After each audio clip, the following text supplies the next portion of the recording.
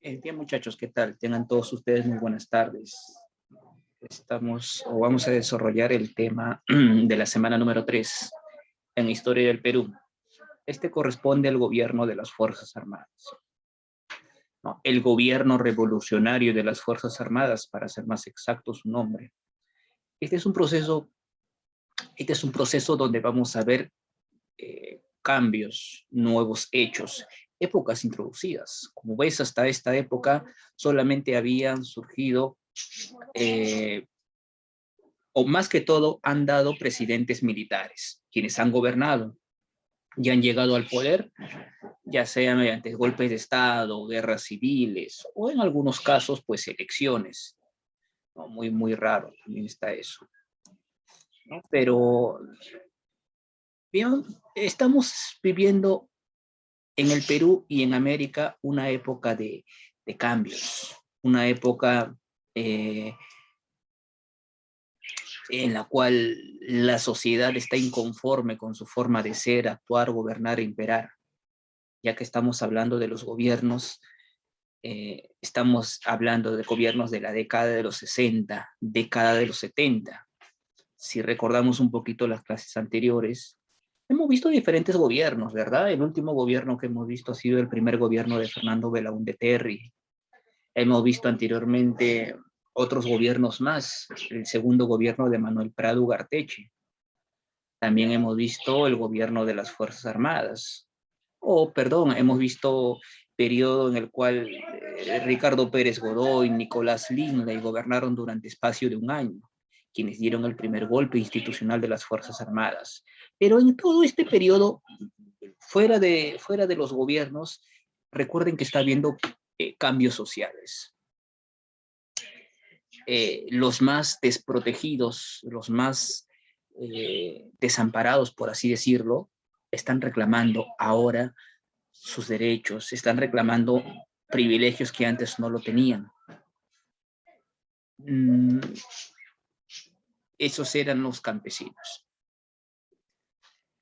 En el campo estamos viendo entonces el surgimiento de las guerrillas, que ya desde fines de la década de los 50, inicios de la década de los 60, ya están manifestando su voz de protesta. ¿Qué es lo que desean? ¿No? Tierras, ya que a lo largo de la historia se ha vivido, o hemos vivido, y estamos viviendo en una sociedad tremendamente desigual, donde el más beneficiado, el dueño de las tierras, el patrón, ¿no? El hacendado, como tú quieras llamarle, es quien tiene todos los privilegios, pero sin embargo él no se ensucia las manos, él no trabaja la tierra, ¿no? Él cumple otra labor, pero sin embargo el trabajo que se realiza conforme a la tierra es una relación semifeudal, algo que se aplicaba ya por la Edad Media prácticamente, pero todavía ese régimen feudal todavía se mantenía acá en el Perú, principalmente en el campo. Y es así que a fines de la década de los 70, una vez más los militares llegan al poder, ¿no?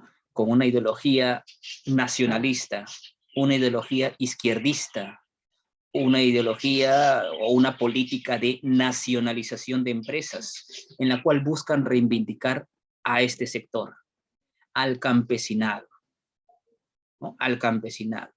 Y es así que los militares llegan a gobernar, ¿no? Por eso hablamos del gobierno revolucionario de las Fuerzas Armadas, o hay quienes lo llaman a esto como el cuarto militarismo, ¿no? Entonces es hora de cambiar al país, es hora de cambiar es hora de cambiar el Perú. Un país rico en recursos naturales, rico en materias primas, como lo es el Perú.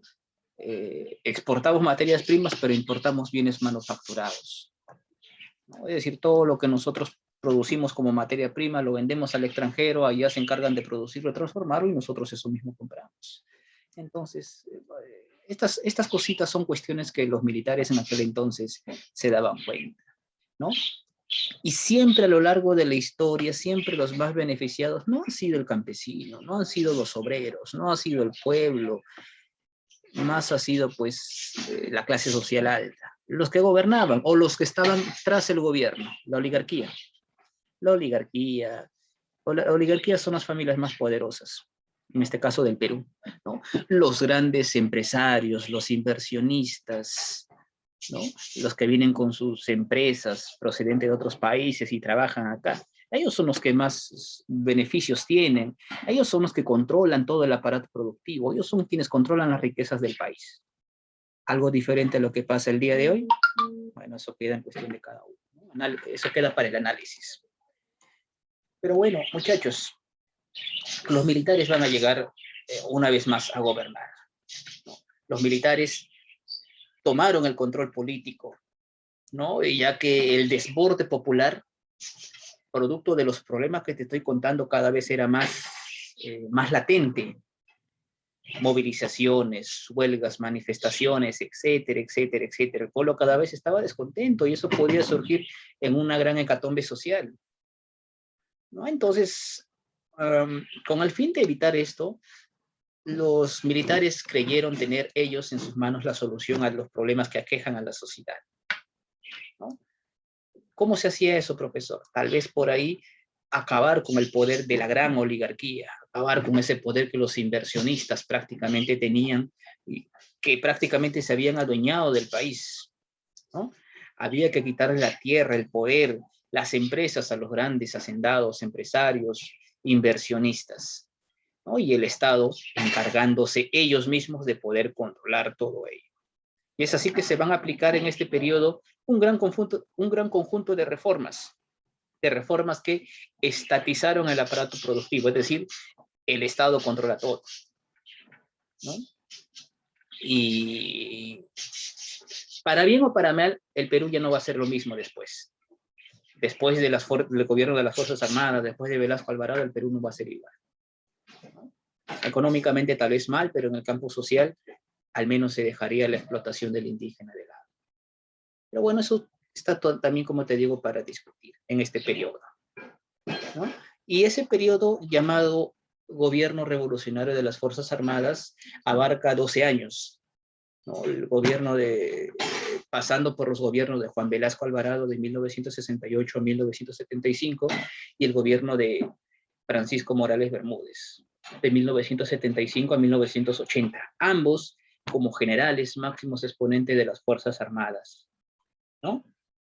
Con Velasco Alvarado vamos a ver la época de las grandes reformas, lo que te acabo de comentar, los cambios, reforma, quitar la tierra a los grandes hacendados, a los inversionistas, expulsar a los inversionistas extranjeros del país.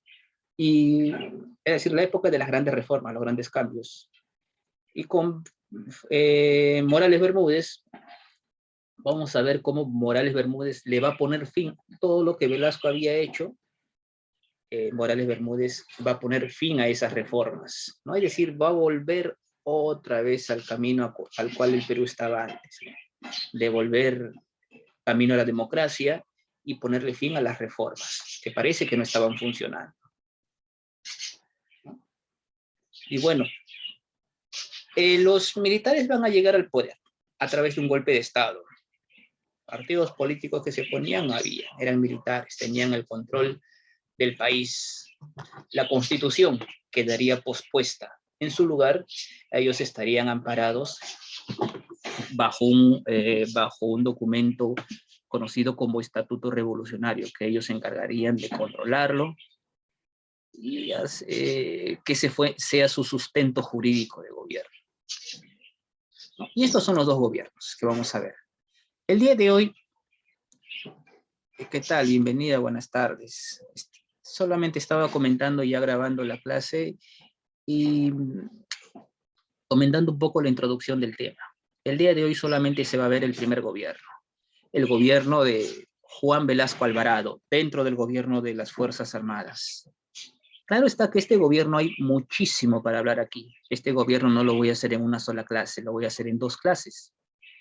La primera parte de este gobierno va a abarcar sobre Juan Velasco Alvarado y sus cambios en el campo de la educación, los primeros momentos de gobierno, ¿no? En el campo de la educación, en el campo social y en el campo de la prensa, ¿no? Y la siguiente clase, bueno, lo que corresponde, los siguientes momentos de su gobierno.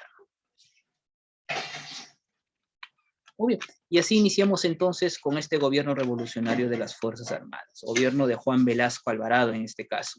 Esta es la primera etapa, ¿no? Juan Velasco Alvarado, él es miembro de la clase media, o proviene de una clase media pobre, eh, estudió en colegios nacionales, colegios estatales, no tenía recursos para proseguir estudios superiores, razón por la cual se dedicó a la vida militar, ¿no?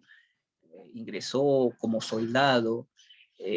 Prácticamente su vida de Juan Velasco Alvarado sirve para mostrar cómo en aquel entonces el ejército servía como un mecanismo de ascenso social. Muestra también cómo la superación de una persona, de un ciudadano que proviene de un sector humilde, ha llegado o llega a los sectores más altos, en este caso a tener el máximo cargo dentro de las Fuerzas Armadas, general de las Fuerzas Armadas, ¿no?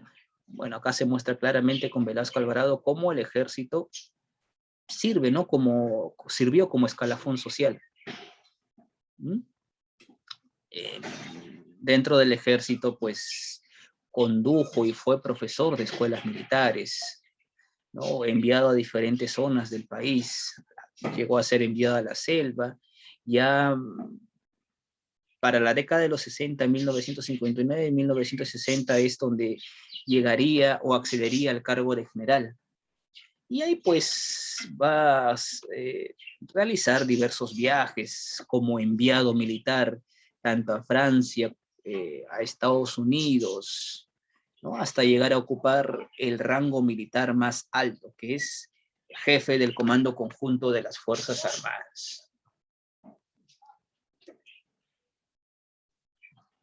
Eh,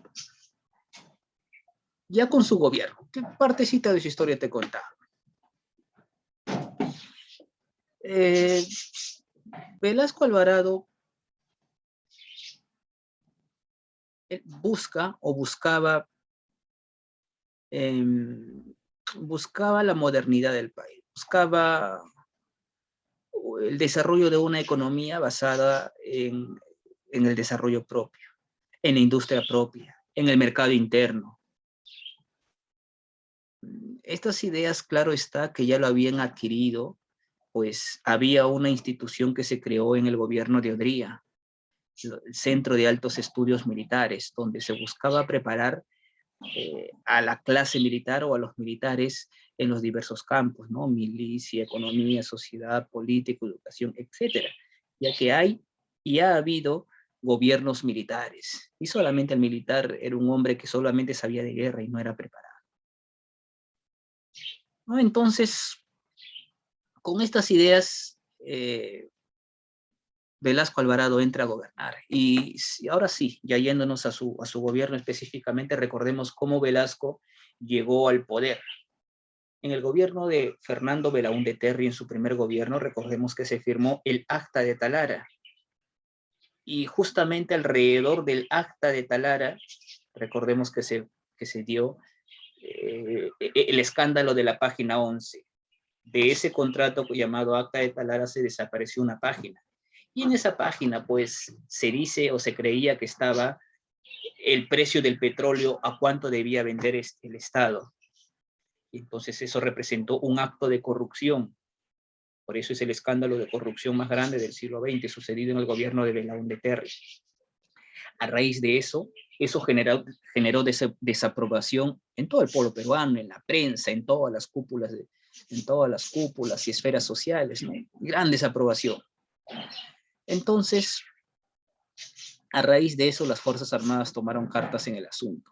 Esto permitió que el 3 de octubre de 1968 se diera un golpe de Estado institucional, golpe de Estado de las Fuerzas Armadas, contra el presidente, en aquel entonces Fernando Belaúnde Terry, en la cual el presidente terminó siendo deportado, ¿no? Terminó siendo expulsado a Buenos Aires.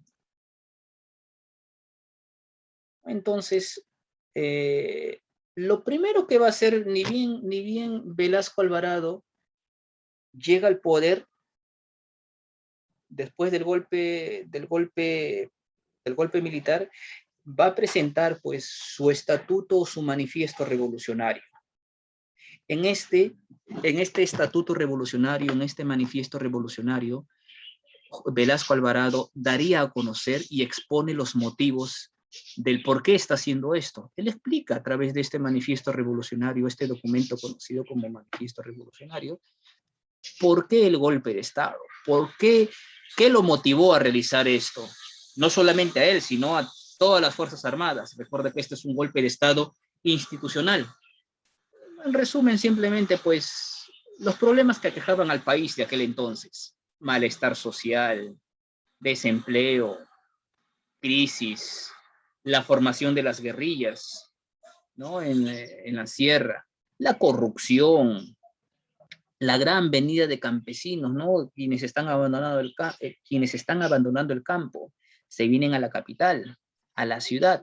Eso está formando que cada vez haya más y más y más pueblos jóvenes en todo Lima, ya que los campesinos llegan con una necesidad de dónde vivir. Producto de eso se forman las invasiones, y al momento de las invasiones nacen así los pueblos jóvenes. Entonces, muchachos, todos estos son problemas. Entonces, eso lo expone Velasco Alvarado en su estatuto revolucionario. Entonces, Velasco Alvarado manifiesta una transformación, un cambio en todo el Estado.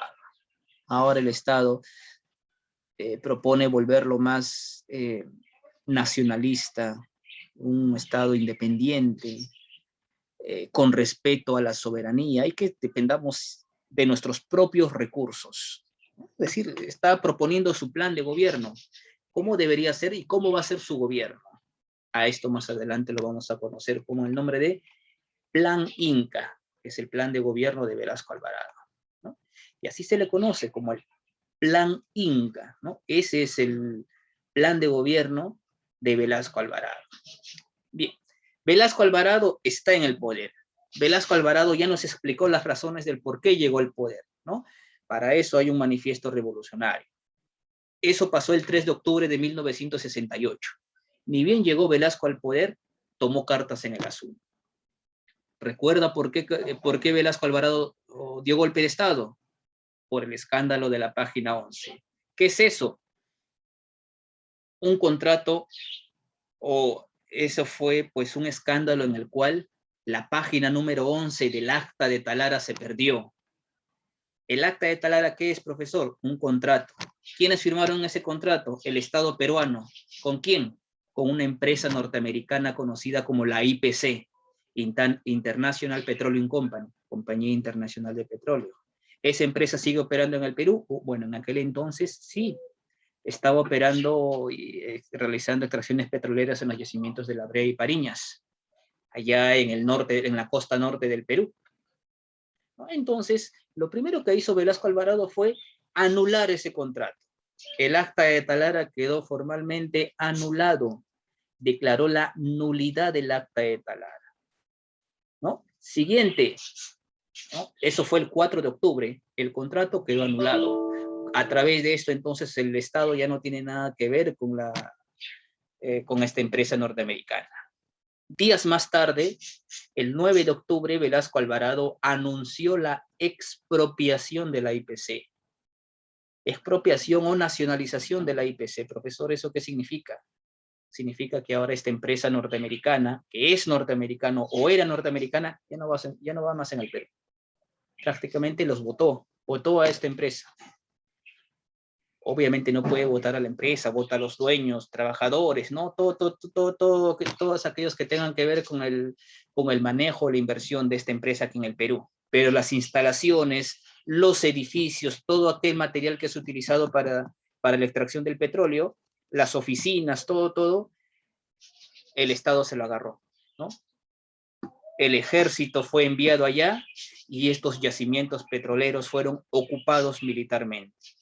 Eso pasó un 9 de octubre, en el cual se nacionalizó la IPC, se expropió la IPC y se dio la ocupación militar de los yacimientos de La Brea y Pariñas, así como también la refinería de Talara.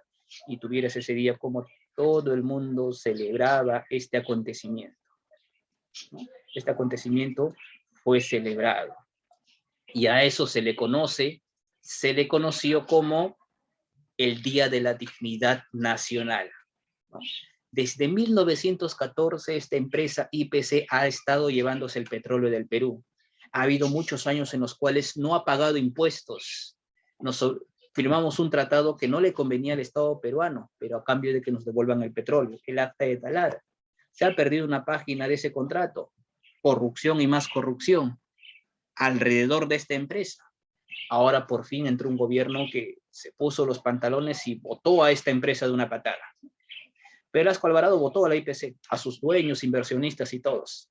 Más por el contrario, nos agarramos esta IPC, esta compañía de petróleo, le cambiaron el nombre y ahora se llamaría Empresa Petrolera Fiscal. Esa es una empresa ya estatal, una empresa peruana, del Estado peruano. Entonces, el día que esta empresa fue expulsada del país, el 9 de octubre, ese día sería bautizado, sería reconocido como el Día de la Dignidad Nacional. ¿No? Bueno, y posteriormente, muchachos, así inicia el gobierno de Velasco Alvarado. Todo el plan de gobierno, todo lo que Velasco quería hacer, pretendía hacer, eso, este conjunto de reformas, leyes, estaba en el plan de gobierno de Velasco Alvarado, ¿no? Recuerda que ya Velasco Alvarado nos había dicho las razones, el por qué dio golpe de Estado. También Velasco Alvarado dio una idea de cómo debería ser su gobierno, cómo va a ser su gobierno, ¿no? Y algunos planes. Todo esto se materializó. Eso se conocía como el manifiesto revolucionario o estatuto revolucionario. Sin embargo, luego lo concretó elaborándose el llamado Plan Inca. En el Plan Inca está todas las reformas que pretendía llevar a cabo Velasco en su gobierno. Su lema, o el lema del Plan Inca, ¿cómo iba a ser el gobierno de Velasco? Un gobierno que no es ni capitalista ni comunista, así decía, ¿no? El lema del Plan Inca, ni capitalista ni comunista, y así iba a ser el Perú, según Velasco Alvarado. Así iba a ser el Perú, ¿no? Muy bien. El gobierno de Velasco está en camino. Sin embargo, Velasco ha prometido grandes cosas. Ha prometido solucionar el problema de los campesinos, el problema de la educación, prácticamente cambiar todo. Eso es lo que Velasco nos está diciendo, nos está proponiendo. ¿Cómo lo va a llevar a cabo? Esa es otra cuestión, ¿no? Esa es otra cuestión. Así como tantas cosas se nos pueden prometer los gobernantes en campaña, pero ¿cómo lo llevamos a cabo? Uy, entonces dice, ¿no? Para evitar que haya, lo primero que hay que hacer, dice, bueno, aquí está lo que te decía hace un ratito, ¿no? El plan Inca, el plan de gobierno de Velasco Alvarado. Empezaría de canto con la expropiación, primero de la IPC, los bancos, medios de comunicación, etc. Bueno, acá tienes acá las reformas, es decir, los cambios que buscaba hacer Velasco. ¿Y en qué campos? En el campo de la agricultura, en el cambio de las industrias, en el campo de las mineras, en el campo educativo, en el campo pesquero. Eso lo vamos a ver. El día de hoy solamente nos vamos a ocupar de algunos campos, no de todo. El campo agrario, que es el más resaltante, lo vemos en la siguiente clase. Pero no quiere decir que lo demás no es importante, claro que sí lo es. Muy bien, a lo largo de los gobiernos, este es uno de los primeros campos que vamos a ver. A lo largo de los gobiernos, siempre ha habido manifestaciones, huelgas, rebeliones, siempre el pueblo está cansado de tantos problemas. Peor aún, el pueblo sale, hace sus quejas, sus protestas, sus huelgas, manifestaciones en las calles. A pesar de eso, no son escuchados. Entonces, para evitar la movilización social, para evitar huelgas, para evitar manifestaciones, para evitar protestas y desmanes en las calles, se van a organizar movimientos para todos los sectores, ¿ah? Movimientos de campesinos, movimientos de estudiantes, movimientos de profesionales, ¿no? Por ejemplo, tienes ahí la Central de Trabajadores de la Revolución Peruana, ¿no? Uno de los movimientos que te estoy comentando. Otro, la Confederación Nacional Agraria, ¿no? O el principal de ellos, el SINAMOS, Sistema Nacional de Apoyo a la movilización social, ¿no? El Sistema Nacional de Apoyo a la Movilización Social, y usted lo puede ver ahí en pantalla. La SINAMOS, Sistema Nacional de Apoyo a la Movilización Social. Fueron varios movimientos que se crearon, pero digamos que el más importante fue este. ¿Qué buscaba con esto Velasco? Justamente evitar los desmanes, evitar las protestas, evitar las movilizaciones sociales, ¿no? Eso es lo que se buscaba, ¿no? Supuestamente, estas organizaciones debían identificarse con el pueblo. Si el pueblo tiene una queja, si el pueblo tiene un reclamo, si los estudiantes quieren reclamar algo, los obreros quieren reclamar algo, los trabajadores profesionales, algo les falta, están inconformes, no están de acuerdo con algo, obviamente antes salían a la huelga, pero ahora no, ahora hay una organización, hay movimientos que te escuchan, a través de ello puedes hacer llegar tus quejas al gobierno, ¿no? Que te van a escuchar, así decía, así decía. Ahí para eso estaba la SINAMOS, ¿no? Como principal oficina, Sistema Nacional de Apoyo a la Movilización Social. Lo que Velasco pretende es evitar los desmanes en las calles, evitar la movilización social. Pero sin embargo, se dice que estos movimientos no llegaron a tener o no llegaron a identificarse con el pueblo, ¿no? No llegaron a identificarse con el pueblo. Vamos a borrar esto.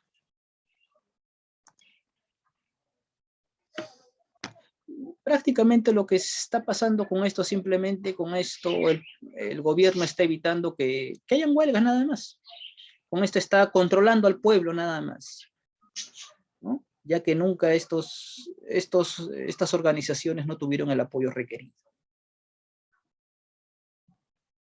Otro campo que merece ser atendido. A su mano izquierda ves, a tu mano izquierda, mejor dicho, a la izquierda de la pantalla, ves la reforma educativa. Cambios en el campo de la educación. Mira, ya hemos visto en el campo social, para evitar las huelgas y manifestaciones, creó, bueno, las SINAMOS, ¿no? Organizaciones y movimientos para poder controlar la lucha en las calles.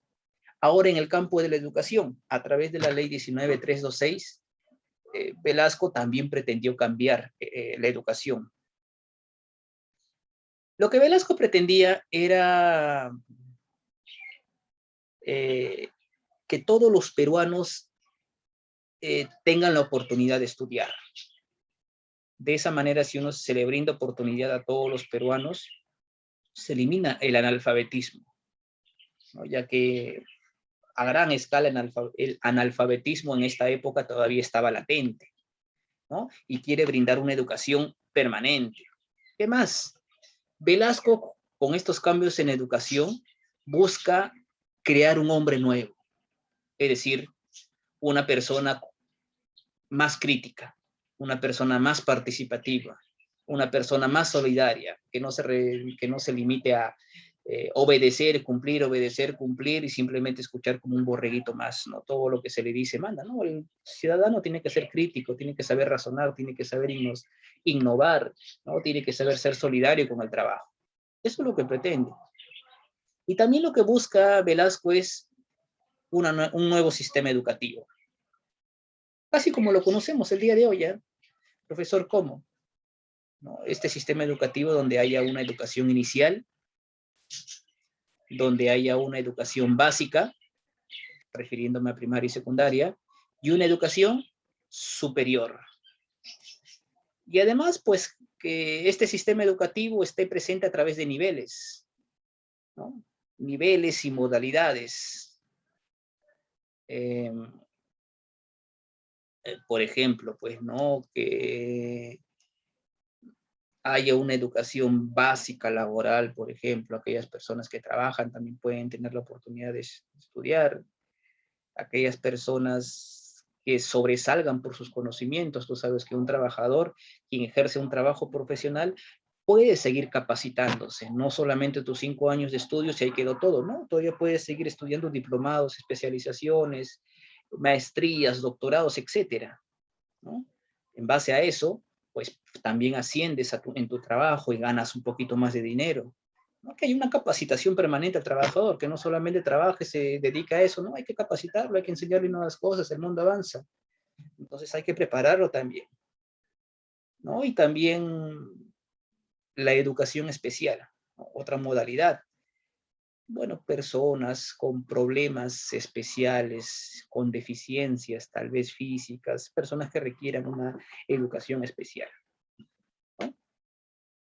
Y bueno, ese es entonces, de esa manera busca llegar a todos los niveles, a todos los niveles. Y pues claro está que para hacer todas estas ideas y llevarlas a cabo, Velasco no es algo que le nazca de él, ¿no? O que él haya pensado. Él tiene asesores. En este caso, en el nivel educativo, el asesor era un filósofo conocido, filósofo izquierdista, intelectual, un distinguido y destacado intelectual, Augusto Salazar Bondy.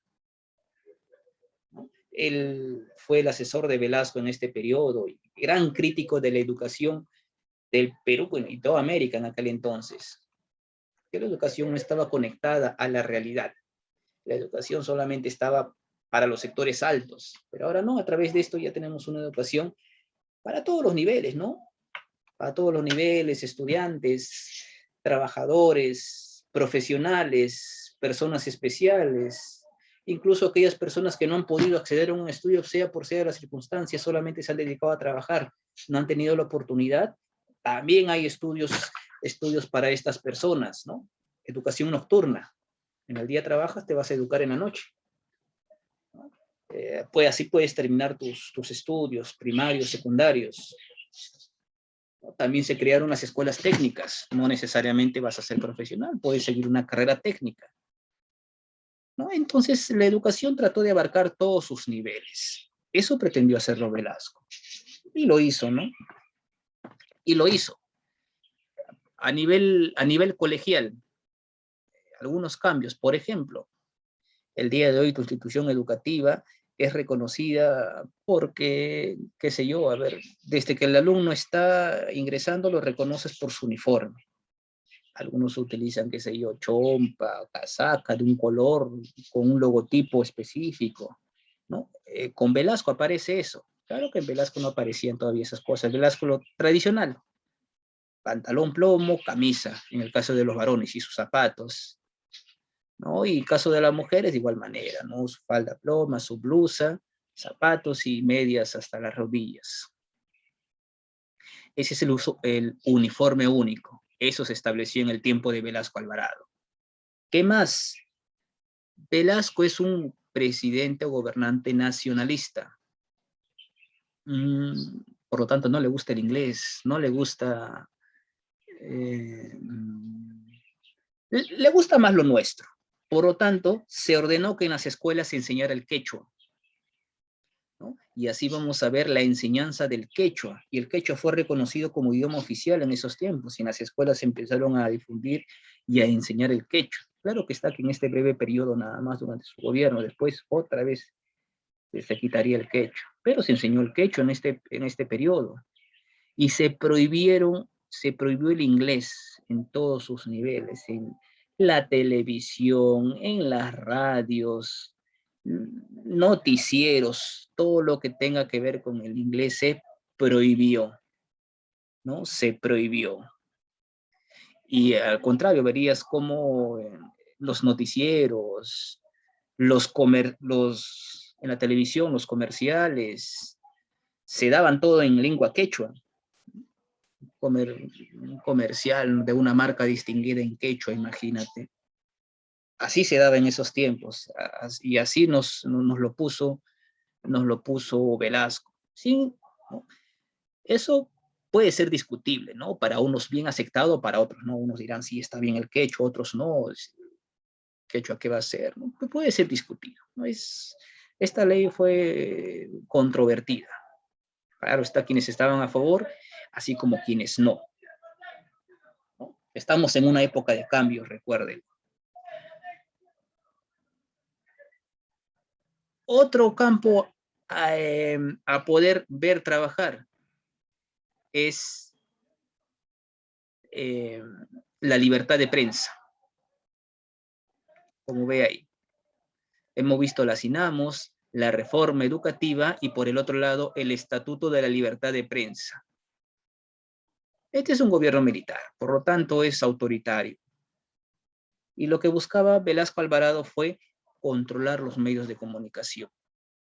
Es decir, que el Estado controlara la prensa, el Estado controla la radio y el Estado controla la televisión, ¿no? Y todo noticiero, música, todo lo que se transmite en estos medios deben ser controlados por el Estado, ¿no? Y, profesor, pero en ese entonces había diarios, canales, todo fue confiscado por el Estado, ¿no? Se expropiaron diarios, los diarios Expresa, el diario Extra. Se decía que el Estado pues tiene que tener participación en estas, en estos diarios, ¿no? Ser parte o como dueños de estos negocios. Y en estos periódicos empezaron a difundirse, no las noticias hasta ese entonces, ¿no? Donde se habla de todo, así como el día de hoy, compras la misma noticia casi en todos los diarios, solamente que escrito de diferentes maneras, ¿no? Noticias de espectáculos, noticias de deportes, de política, todo en todo lado se habla de lo mismo, ¿no? Pero en ese entonces habían pues diarios, eh, El Comercio, donde se hablaba sobre el problema de los campesinos, diario La Prensa, donde se hablaba sobre los trabajadores urbanos, ¿no? Correo, destinado al sector educativo, diario La Crónica, destinado al gobierno, El Ojo, destinado a las organizaciones culturales, ¿no? Y así, Correo también, sí lo había mencionado, ¿no? También tenía que ver con la educación y los sectores profesionales. En fin, bueno, esos son algunos de los diarios que había, ¿no? No habían todos los diarios que conoces hoy en día, ¿no? Pero así estaba destinado y repartido en aquel entonces para que los diarios pudieran hacer publicidad de sus noticias. Toda la información que se da en los diarios, en la prensa, en la televisión, ¿no? En todos, está controlado por el Estado. Y para eso el Estado creó una llamada Oficina Nacional de Información, ¿no? Oficina Nacional de Información. Esta Oficina Nacional de Información se encargaría de controlar toda la información que se emita, ¿no? Prácticamente entonces los medios de comunicación terminaban al servicio del Estado. Por eso se habla ahí de una prensa amordazada.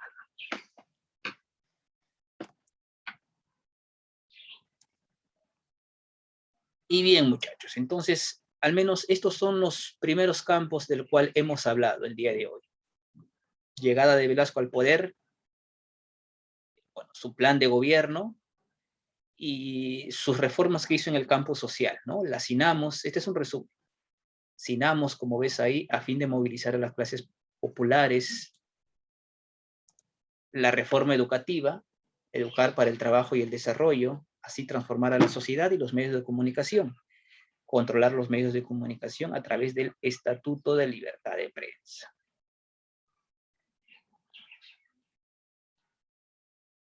Muy bien.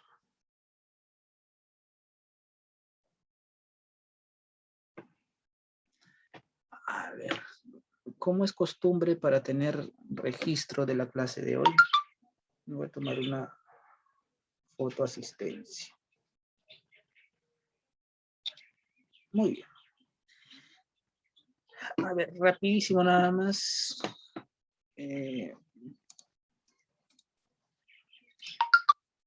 La ficha, ¿no? La ficha del día de hoy. Dame un segundo, por favor. Cargando la ficha. El tema es gobierno de las Fuerzas Armadas.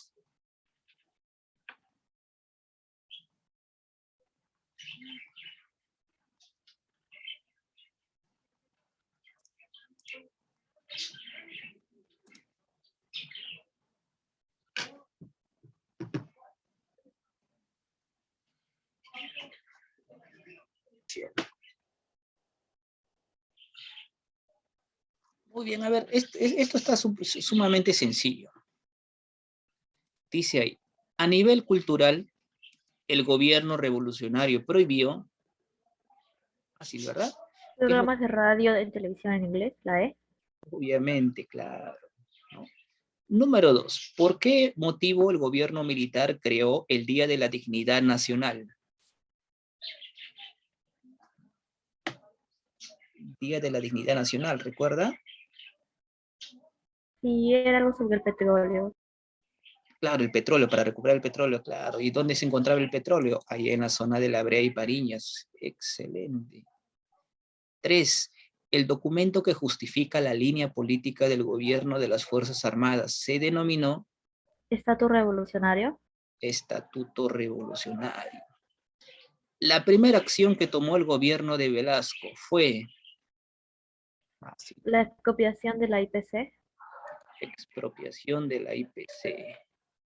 5. La creación del CINAMOS tuvo como finalidad. El control y manipulación de las masas. Excelente. Sobre el gobierno de Velasco Alvarado señala lo incorrecto. Creación del CAEM. Claro, eso se dio con Odría. 7. ¿Cómo se denomina el documento que permite plantear soluciones para el país? Plan de gobierno de Velasco Alvarado. El acta de Talara. No, ese es el El contrato. plan Inca. Plan Inca, claro, Plan Inca, ¿no? Ahí está todas las acciones que iba a tomar en su gobierno. 8. Nombre del documento por el cual se exponen los motivos del golpe de Estado de las Fuerzas Armadas. La B. Claro, Estatuto Revolucionario. Ahí dice por qué dio golpe de Estado. 9. Bajo el Estatuto de la Libertad de Prensa, Velasco. Ahí hay varias ciertas, profesor, disculpe.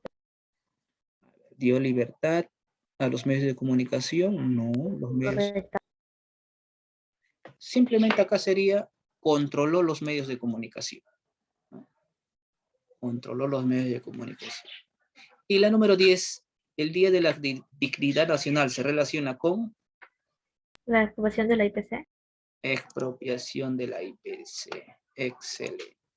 Muy bien, ahí paramos.